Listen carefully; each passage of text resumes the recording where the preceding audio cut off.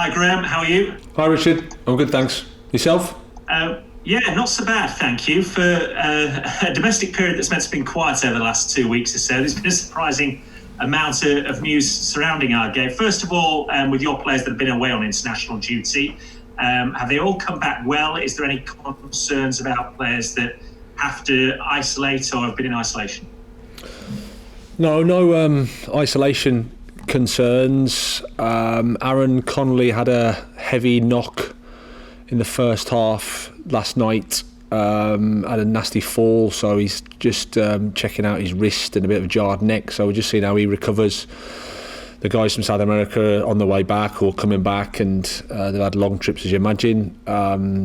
Seen Jason Malumbi this morning and waiting for Leo and Joel to come back in tomorrow, so they're all slowly dripping back in as is normal at this time, in this time of the season. But no major concerns.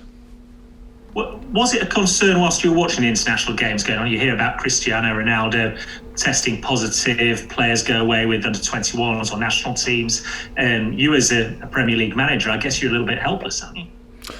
Well, you are, but I think they're only with us for a few hours a day anyway, generally. So that then they're mixing in society, they're around, and so the way the situation is at the moment with cases on the increase, etc. So you're a little bit in the lap of the gods, I think, anyway, generally. So and playing for their countries, international football is part of their job. It's part of their careers. It's important. So you have to accept it and understand that it's another thing that is out of your hands. You can't control. So I don't tend to worry about it. Just hope they're back okay, and when they are, it's good. Just one question, if I can, before we talk about Palace.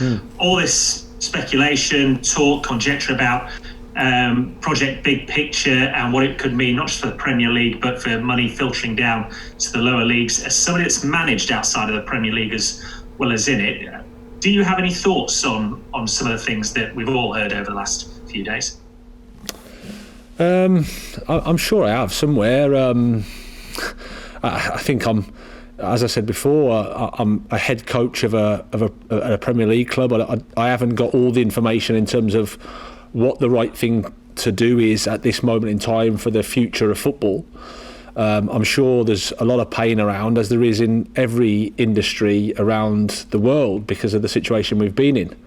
And I think it's good that rather than one or two voices, there seems to be a collective way to go forward, because I think that's the only way we can go forward. We all want to safeguard the game, and the only way to do that is to get all the stakeholders involved and to speak in a calm manner and to try and find a solution that's good for everybody. Let's concentrate on this weekend then. Crystal Palace, a team that had a mixed start to the season. Obviously, you'd have liked to have gone into the international break in better form. What do you make of the way Palace have begun and the way they recruited with Roy Hodgson's signings? No, I think they've started quite well. A really impressive result away at Manchester United. I thought they're a little bit unfortunate against Everton. So you can see I think their quality is there. I think they've made signing Eze, especially who I like from QPR. I think he adds a different dimension to them. They've still got their organisation that Roy brings, but they've still got the attacking threats of the likes of Zaha and Ayew. Townsend as well has started well. So they're a strong, experienced Premier League team that. We had 2 tough games against them last year. We only picked up a point. So we know the quality they have. You mentioned their attacking threat. There's been a lot of talk about you perhaps adding to your attacking threat. Andre Ayew, I know you know well at Swansea. Danny Welbeck's been mentioned as well. Is it obviously a window deadline tomorrow night domestically? Are you able to shed any light on where you are? Are you looking to bring someone in? Do you hope to be successful? Well, I think I've been quite consistent throughout all the window. It's I think every club has got a responsibility when the window's open to see if there's anything there that can help the current team, that's the current group that you have. But I've always been quite confident and clear that the guys that we have, I'm happy with. I think they can improve. I don't think we're at the maximum of our attacking capacity at the moment. I think all of our players can improve, and we as a team can improve. So that's really been where the focus is, and then all the rest is just often this time of year when the windows are open and agents are earning their money. It's good for them to be linked with us, because maybe it increases the position in a different area. So I don't tend to worry too much about what the speculation is outside. Just focus on the players that we have and try and help them get better. Final thing, would you dismiss any of those names being linked at this point? Yeah, I wouldn't dismiss or say yes to. I would just say that it's part of you guys in the media's job to ask the question, and it's part of football's sort of circus, if you like, to generate that speculation. And I could waste quite a lot of time saying yes or no to each name that is presented to me. Thanks very much. No worries. Hi, Graham. Hi, James. Graham, 2 straight defeats in the league, but there have been really impressive signs in every game you've played in the Premier League this season, including that win at St James's Park. Are you and the squad still feeling good and feeling positive? Well, we're feeling positive, but we're also disappointed because we haven't got the points that we'd like. But also, I think we have to firstly look at who we've played, and then also try to work out the things that we've done well, and focus also on the things that we can improve. And clearly there are a few of those things. So we've been working hard since the Everton match. We were disappointed with the Everton game, although I think Everton are a good team, and they're showing that with the type of quality they have. They've invested well, but we've had to just, as can happen in the Premier League, you can have some defeats along the way, and you've got to dust yourself down and just prepare for the next one, and that's what we've been trying to do. How difficult have preparations been for this game when you consider, you mentioned that some players you're not even going to see them until tomorrow. You've got a game on Sunday. There's not a huge amount of time to get ready, and a lot of these players have featured in 3 matches during this international break. Yeah, not ideal, but I'm sure Roy will have the same issues. We all have the same problems. It's just part of the challenge of the Premier League. It's part of the challenge working with players that have the capacity to go and play for their countries. You want to support that, and of course that's for their careers. It's great, and for their families and everything else. It's really positive for them to play for the national team. But of course it means that you can't work with them. But we know that before the season starts, so it's nothing to complain about. Palace have had an impressive start to the season when you consider the 2 wins they've got, and that win, as you mentioned, at Old Trafford. In those matches, they've tended to have around 20 or 30% possession. Are you expecting something similar this weekend, when the onus is going to be on you to have the ball and look to try and break them down? Well, yeah, I think it's dangerous to predict what a game of football is going to look like. Things like the scoreline and how the game goes can determine those type of stats. I mean, those percentage of possession is not important, really. It's the scoreline at the end, or what you're doing with the possession. And clearly, Crystal Palace have been able to find a way to score, to be effective with their chances. And I think the important thing is, if you're not clear with how you're attacking and defending against them, then they've got the quality and the players to cause you problems. So we have to make sure that we understand that. And just finally from me, Richard Masters, the Premier League CEO, said that he feels there's an inconsistency when it comes to spectators being allowed back into live events. When you saw the pictures of the London Palladium over the weekend, how do you feel about it? Do you feel like it is time for fans to be given an opportunity to return to stadiums? Yeah, personally, again, without having all the information, without the knowledge, I feel a bit of a fraud speaking without the full info. But my gut instinct says I agree with him. We're allowed to go into pubs, we're allowed to go indoors, we're allowed to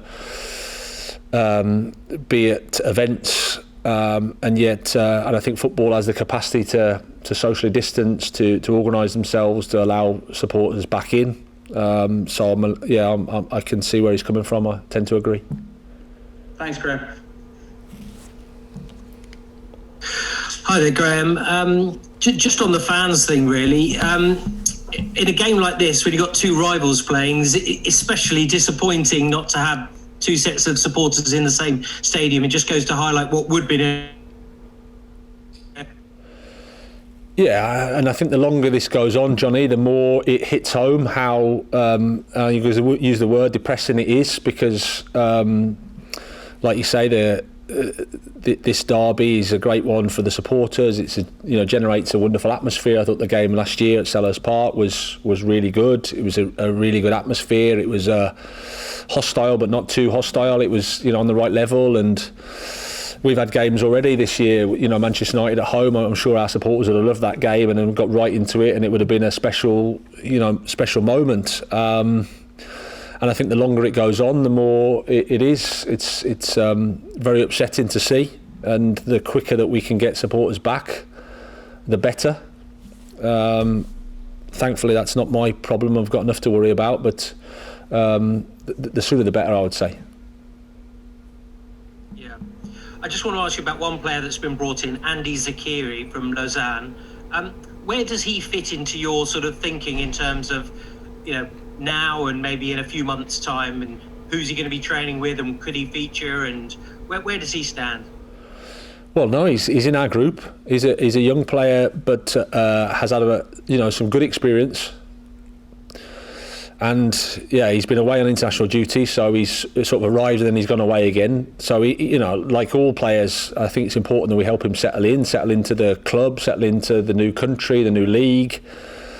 Work out his teammates. But he's here with us. He's ambitious. I'm open-minded with it. It's a bit like I was with Tariq.